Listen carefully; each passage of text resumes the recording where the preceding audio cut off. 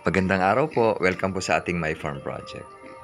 Maglalatag kami ng lambat dito sa paligid ng bakod. Marami ang dahilan bakit kailangan namin maglatag ng lambat. Una, may banta ng ASF. Gusto naming malimitahan yung mga taong pumapasok dito sa palibot ng aming farm. Kaya makakatulong ang lambat. Sa pamamagitan ng lambat na ito, makokontrol namin ang mga dadaanan nilang lugar.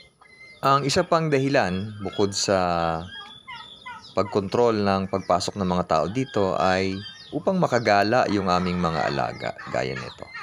Gusto namin na malaya silang makakagala dahil natural grown ang aming method na ginagamit para sa pagpaparami ng mga alaga naming mga hayop.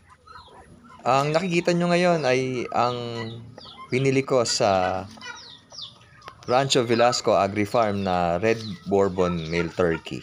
Siya ang aming breeder dito sa farm para sa pagpaparami ng aming mga pabo.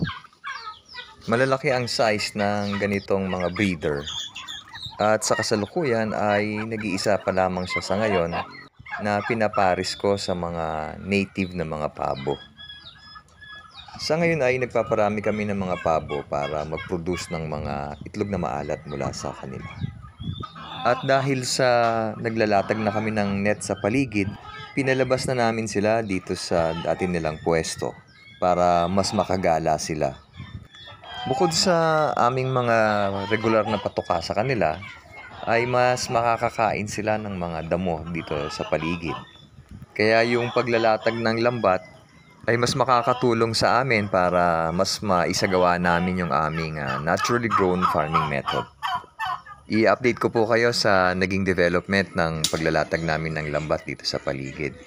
Hanggang sa muli mga kasama, ito muna yung unang video patungkol dito sa gawaing ito. Hanggang sa muli, happy farming po sa ating lahat.